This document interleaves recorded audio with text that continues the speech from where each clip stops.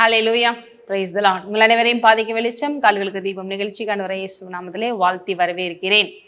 பாருங்க, நம்ம வாழ்விலே நிறைய காரியங்களை நம்ம வேதத்திலேருந்து கற்றுக்கொள்ளலாம். எல்லாத்துக்கும் எவ்வளோ கற்றுக்கொண்டாலும் அதை நம்ம அப்ளை பண்ணுறதுக்கு கீழ்ப்படிதல் ரொம்ப இம்பார்ட்டன்ட். கீழ்ப்படிதலே இல்லாமல் இருக்கிறவங்கள ஒன்றுமே பண்ண முடியாது. பாருங்க, ஸ்கூல்லையும் அப்படிதான். ஒரு டீச்சருக்கு ஒருத்தவங்க கீழ்ப்படிஞ்சாதான் அந்த ஸ்கூலில் டீச்சர் அவங்கள நல்லபடியாக கொண்டு வர முடியும், பெஸ்ட்டாக மார்க் எடுக்க வைக்க முடியும். அதே போல் எல்லா விஷயத்துலையுமே இந்த கீழ்ப்படிதல் ரொம்ப இம்பார்ட்டண்டாக இருக்கிறது. ஒபீடியன்ஸ் எல்லாத்துக்கும் மேலே தேவனுக்கு கீழ்ப்படுகிறது ரொம்ப இம்பார்ட்டன்ட், நீட், மஸ்ட் அப்படின்னே சொல்லலாம். ஆனால் அந்த கீழ்ப்படுதல் இல்லாத பொழுது என்ன ஆகுது அப்படின்னா, அவங்க வாழ்வில் தேவையில்லாத பிரச்சனைகளை கொண்டு வருது.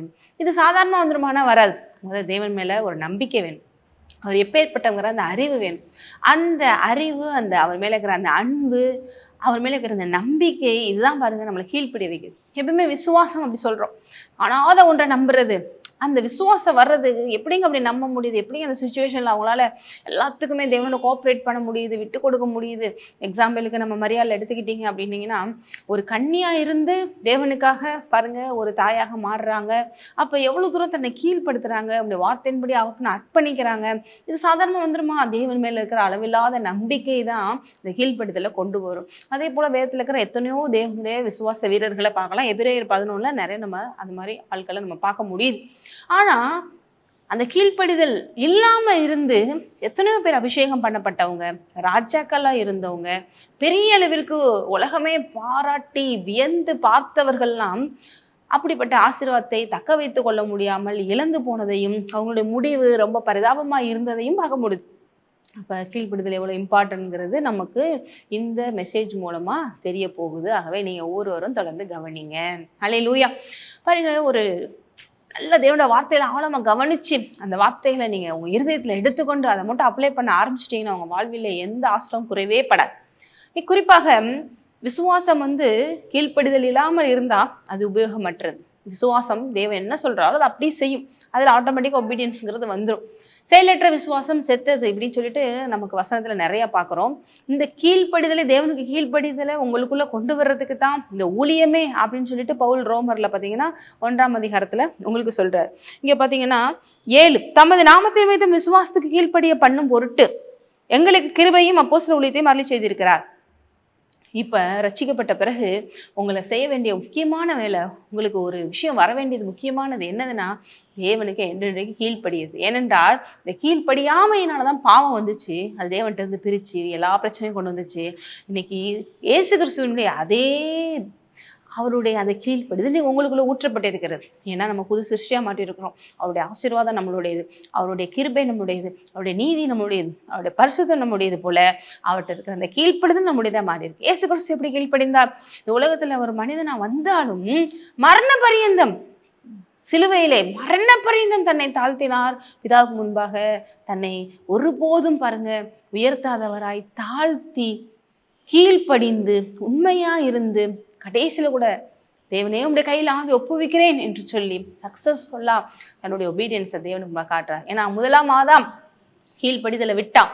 ஆனா கடைசி ஆதாம் இவர் முழுமையாக கீழ்ப்படிந்து தேவனுக்கு உண்மையா இருந்து எல்லாவற்றையும் செய்தார். ஹல்லேலூயா. இந்த இயேசு கிறிஸ்துவின் பிள்ளைகளா இருக்கிற நாமும் இந்த கீழ்ப்படிதல்ல எக்ஸலண்டா இருக்க வேண்டியது அவசியமா இருக்கிறது. என்றால் தேவனோட வார்த்தையை கேட்டு அதன்படி செய்யறதுதான் உண்மையான கீழ்ப்படிதல் இல்லையா? கேட்டுட்டு என் இஷ்டத்துக்கு செய்வேன் அப்படின்னு கிடையாது. அவர் இஷ்டத்துக்கு நம்ம கீழ்ப்படுகிறது. அப்போதான் ஆசீர்வாதத்தை கொண்டு வரும். இதுல குறிப்பா இன்னைக்கு நம்ம மெசேஜ்ல கீழ்ப்படியாம ஒரு சிலர் எவ்வளவு மோசமான விளைவுகளை பார்க்குறாங்க. ஆனால் அவங்களுக்கு பார்த்தீங்கன்னா தேவன் ஸ்பெஷலான கிரேஸ்லாம் கொடுத்துருந்தார். அதில் 3 முக்கியமானவர்கள். அதில் முதல்ல பார்த்தீங்கன்னா ஃபஸ்ட்டு ராஜாவா மாற்றின சவுல். அவருக்கு எவ்வளோ ஒரு சூப்பரான ஒரு போஸ்ட், ஃபஸ்ட்டு கிங் இந்த உலகத்திலேயே தேவன் ஏற்படுத்துகிறார். அவருடைய ராஜ்யத்தை தன்னுடைய மக்களை பாதுகாக்க அவங்களுடைய விருப்பத்திற்கு ஏற்றபடி. அப்படி இஸ்ரேலில் ஏற்படுத்தப்பட்ட அந்த சவுல் அவ்வளோ ஒரு முக்கியமான போஸ்ட்டு, வேல்யூவான போஸ்ட்டு, நல்லா போயிட்டு இருக்கக்குள்ளேயே பாருங்க இந்த கீழ்ப்படியாமல் வந்துடுது. ஏன்னா அவிசுவாசம், தேவன் மேல இருக்கிற நம்பிக்கைக்கு பதிலாக விக்கிரகங்கள் மேல் நம்பிக்கை வைக்கிறது, இது எல்லாம் போய் கடைசியில் அவனுக்குள்ள இருக்கிற இந்த ராஜ்யபாரம் கடைசியில் தாவீது கொடுக்கப்படுகிறது. அதே போல் சிம்சோன் எடுத்துக்கலாம். சிம்சோனுக்கு ஒரு ஸ்பெஷலான ஐட்டி ஸ்ட்ரென்த்தில் சிம்சோன் தான் இன்னைக்கு நம்ம சொல்கிறோம். அவ்வளோ பவர்ஃபுல்லான ஒரு பர்சன். ஒரு கழுதையின் தாடை அன்பு கொண்டு 1000 பேருக்கு மேலே அடித்து கொல்றாரு. சிங்கத்தை ஆட்டை பிரிக்கிறது போல பிரிச்சு கொள்றாரு. பயங்கரமான ஒரு பராக்கிரமசாலியா இருக்கிறாரு. ஆனால் அந்த இச்சை என்ன பண்ணுது, அவனுக்கு தேவனுக்கு கீழ்ப்படி விடாம பண்ணி சாதாரண மனுஷங்களுக்கு இணங்க செய்து அவன்கிட்ட இருக்கிற எல்லா விஷயத்தையும் கெடுத்துரு. தேவனோட வார்த்தை கீழ்ப்படி விடாம தேவையில்லாத அந்த பிசாசு கீழ்ப்படிஞ்சு, இந்த இச்சைக்கு கீழ்ப்படிஞ்சு எல்லாத்தையும் கடைசியில இழந்து போறான்.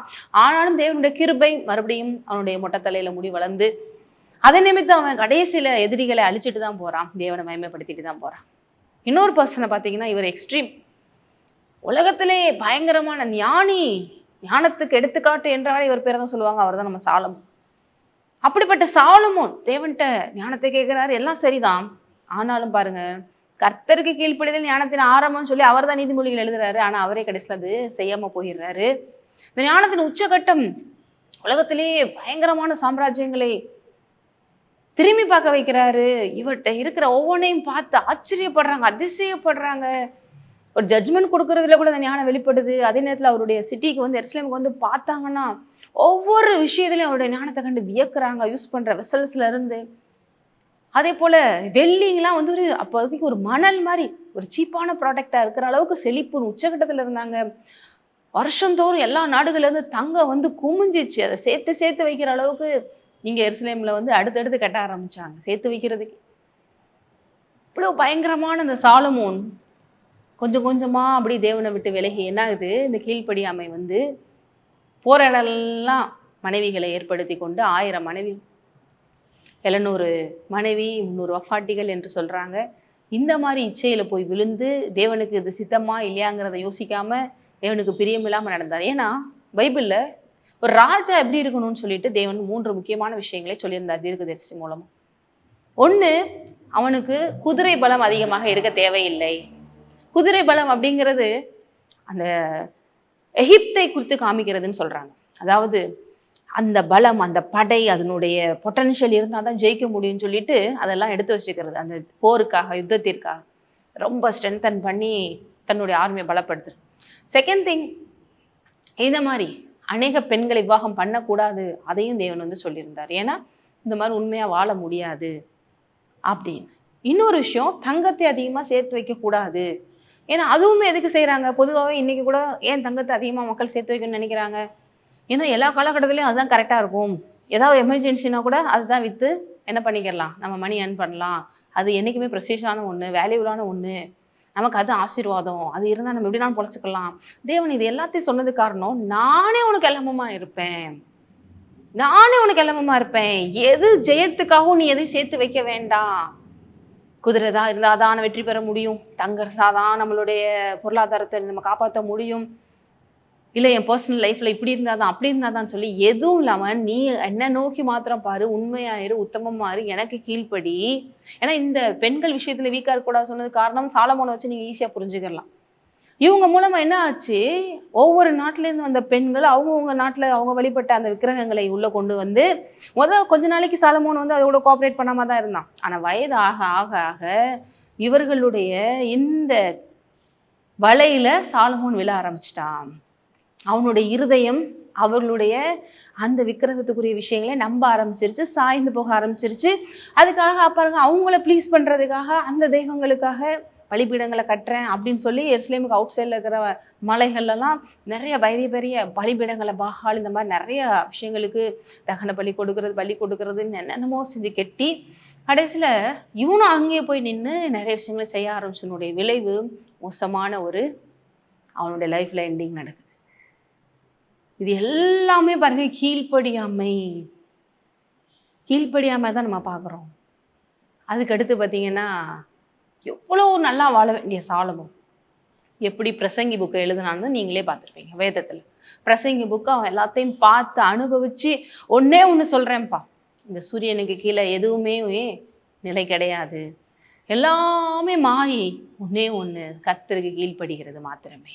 ஒவ்வொரு மனுஷன் மேலும் விழுந்த கடமை என்பதை நான் அறிந்து கொண்டேன். நான் பார்க்காது கிடையாது, நான் செய்யாது கிடையாது, நான் அனுபவிக்காது கிடையாது, நான் என்ன பண்ணணுமோ என்ன பண்ணேன். அவனோட பிரசங்கி எடுத்து படிச்சு பார்த்தீங்கன்னா இப்படி ஒரு மனுஷன் வாழ முடியுமாங்கிற அளவுக்கு இருக்கும். நான் நினைச்சதை செஞ்சேன், இஷ்டத்துக்கு வாழ்ந்தேன், வேண்டியதை நான் அடைஞ்சேன், அதுக்கு என்ன பண்ணணும்னாலும் பண்ணேன். ஏன்னா அந்த ஞானம் இதை பண்ணுவோம் அதை பண்ணுவோம், எல்லாமே அவனுக்கு ஐடியாஸ் வருது. செய்யறதெல்லாம் அப்படியே கட கட கட நடக்குது, பயங்கர growth. நான் பார்க்காத எதுவுமே கிடையாது, நான் அனுபவிக்காத எதுவுமே கிடையாது, நான் செய்யாத எதுவுமே கிடையாது. என் மன இஷ்டத்துக்கு நான் என்னென்ன செஞ்சேன், எல்லாத்தையும் பட்டேன். ஆனா எல்லாம் மாயை. ஒன்னே ஒண்ணு சொல்றேன், இந்த உலகத்துல இருக்கிற மனுஷங்க ஒவ்வொருவரும் இருந்த ஒரே கடமை கர்த்தருடைய வார்த்தை கீழ்ப்படிவது அப்படின்னு சொல்லிட்டு அப்பேற்பட்ட ஞானி என்ன பண்றாரு, எழுதுறாரு. சரி, சிம்சனை பத்தி கொஞ்சம் டீட்டெயிலா சொல்லிட்டோம். ஏன்னா ஒரு பெண் மேல இருந்த இச்சையில அவன்கிட்ட இருக்கிற அந்த அனாயிட்டிங்கை இழந்து கடைசியில இப்படி ஆகுறான். சாலமோனை பத்தி கூட ஓரளவு இப்ப சொல்லிட்டேன். சவுல் என்னங்க பண்ணாரு அப்படின்னா அதை பத்தி நம்ம இன்னும் கொஞ்சம் மட்டும் பார்த்துட்டு நம்ம போகலாம். சவுல் பார்த்தீங்கன்னா முதல் குற்றம், ரெண்டாவது குற்றம் அப்படின்னு ரெண்டு விஷயத்த மட்டும் பார்ப்போம். 1 சாமுவேல் 13ஆம் அதிகாரத்துல பாருங்க, ஆசாரி ஊழியம் செய்யறதுக்கு தேவன் ஆரம்பத்துல இருந்து ஏற்படுத்தின ஒரே ஒரு ஜென்ரேஷன் வந்து ஆரோனும் அவருடைய குடும்பத்தாரும் தான். லேவியராகம்ல நம்ம பார்க்குறோம். 1 சாமுவேல் எடுத்துக்கலாம், அதுல 13 எடுத்துக்கிறோம். ஆனா இந்த இடத்துல என்ன ஆகுது அப்படின்னா, வரவிருந்த பெலிஸ்தேரின் தாக்குதலையும் தன் படைகளுக்குள் வளர்ந்து வந்த பீதியையும் எதிர்கொண்ட சவுல் என்ன பண்றாரு, தானே முன் வந்து தகன பலி செலுத்த ஆரம்பிச்சிடறாரு. யாருக்காக வெயிட் பண்ணல, ஆசாரியருக்காக வெயிட் பண்ணல. இது செஞ்சுட்டு அவருக்கு ஒரு பெருசு தப்பா தெரியல. ஏன்னா ஆசாரியன தேவன் அவருக்காக பிரித்து எடுக்கப்பட்டது, நானே அவங்களோட பங்குன்னு சொல்லி வச்சிருக்காரு. அவங்களுக்கு எல்லா விஷயங்களையும் கற்றுக் கொடுத்துருக்கிறாரு, எப்படி செய்யணும், அவங்க மட்டும் தான் என் சந்ததிக்கு முன்னாடி வரணும்னு. இதெல்லாம் தேவன் வைத்த நியமங்கள், கட்டளைகள். இவன் இப்படி செஞ்சது எதை காமிக்குதுன்னா, தேவன் என்ன தேவன், அவர் சொன்னது என்ன சொன்னது, ஏன் இப்படி தகன பலிட்டா போதாதா இவருக்கு அப்படின்னு இங்க ஏதோ ஆரோனை வந்து மட்டுப்படுத்தினதா இல்லைங்க, தேவனை மட்டுப்படுத்துறான். ஏன் நான் செஞ்சா அவர் ஏத்துக்கிற மாட்டாரா, அதெல்லாம் பரவாயில்ல, நான் பெரிய ஆள் தான், அவருக்கு இது போதும் அப்படிங்கிற மாதிரி ஒரு கீழ்ப்படியாமை, பயம் இல்லாம. ஏன்னா ஆசாரியர்கள் அந்த முறைமைகளை செய்யறதுக்கு எவ்வளோ இன்ஸ்ட்ரக்ஷன்ஸை ஃபாலோ பண்ணணும்னு சொல்லி நம்ம பைபிளில் பார்க்குறோம். ஒவ்வொன்றையும் குற்றமில்லாத ஆட்டுக்குட்டி எடுக்கிறது, அடிக்கிறது, ஒவ்வொரு விஷயத்துலையும் கிச்சன் ஒவ்வொரு விஷயத்துலையும் அவ்வளோ அர்த்தங்கள் இருக்கு. இயேசு கிறிஸ்துவ எல்லாம் காட்டுற மாதிரி. அப்படி இருந்தாதான் அங்கே அந்த பலியை தேவன் அக்செப்ட் பண்ணுவார். இவன் வந்து சாதாரணமாக ஆடு தானே மாடு தானே நானே கொடுத்துட்டு போயிடுறேன் அப்படிங்கிறது எவ்வளோ ஒரு கீழ்ப்படியாமை காமிக்குது. தேவன் ஏன் அதெல்லாம் சொன்னாரு, எவ்வளவு பரிசுத்த தேவன். இது எல்லாமே எதை காமிக்குது, வரப்போற ஆட்டுக்குட்டியாகி இயேசு கிறிஸ்துவ காமிக்குது. ரத்தம் இல்லாமல் மீட்பு இல்லை, கீழ்ப்படிதல் இல்லாமல் ஆசீர்வாதம் இல்லைங்கிறத காமிக்குது. அப்ப அந்த ஆசாரியனுக்கும் அவ்வளவு இன்ஸ்ட்ரக்ஷன், தேவனையே நம்பி இருக்கணும் அவனும் அவனுடைய குடும்பம் அவனுக்குரிய எல்லாமே. அப்படிப்பட்டவனே தன்னை சுத்திகரித்து கொண்டு தன் பிள்ளைகளை சுத்திகரித்து கொண்டாதான் அந்த பரிசு சமூகத்துல வர முடியும்.